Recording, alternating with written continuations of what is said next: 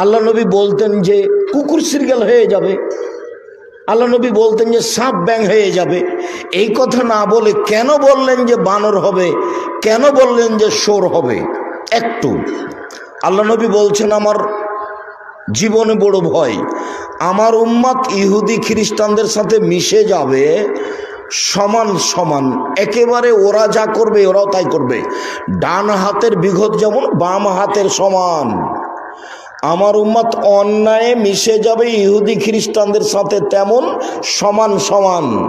ডান পায়ের জুতা যেমন বাম পায়ের সমান, বাম পায়ের জুতা যেমন ডান পায়ের সমান, এটা যেমন সমান সমান অন্যায়ে অবিচারের দুশ্চরিত্রে কৃষ্টি কালচারের নিয়ম নীতিতে আমার উম্মত মিশে যাবে তাদের সাথে সমান সমান।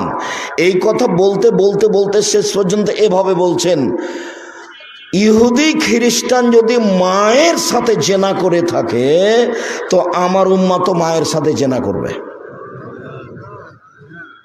আমার উম্মত এত নিচে নেমে যাবে। তো নিয়ম নীতিতে কৃষ্টি কালচারে তাদের মতো হয়ে যাবে। এখানে বহু যুবকের মাথার চুল ছাটা আছে, উপরে চুল আছে, নিচে চতুর্দিকে নাই। এটা তো ইহুদি খ্রিস্টান খেলোয়াড়ের। তুমি কখন কখন খ্রিস্টান হয়ে গেছো? এই ছেলে, তোমার বাপ নাই? ওটা কি তোমার চাচা নাকি যাকে বাপ বলো? তোমার মাথার চুল এমন কেন? এই তোমার মা নাই? ওই মহিলা তোমার খালা নাকি যাকে তুমি মা বলো? তোমার মা দেখতে পায় না? তোমার মাথার চুল এমন কেন? শরম পাও না? লজ্জা পাও না? হ্যাঁ, তোমার বোন ওখানে বসে আছে, নখ বড় আছে। নখ বড় থাকে ইহুদি খ্রিস্টানদের পতিতালয়ের মেয়েদের বৈশিষ্ট্য। ইহুদি খ্রিস্টানদের পতিতালয়ের মেয়েদের বৈশিষ্ট্য নখ বড় রাখা, নখে নেইল পালিশ দেওয়া। ইহুদি খ্রিস্টানদের বেশ্যালয়ের মেয়েদের বৈশিষ্ট্য কি? নখ বড় রাখা এবং নখে নেইল পালিশ দেওয়া। ইহুদি খ্রিস্টানদের বেশ্যালয়ের মেয়েদের বৈশিষ্ট্য হলো কি?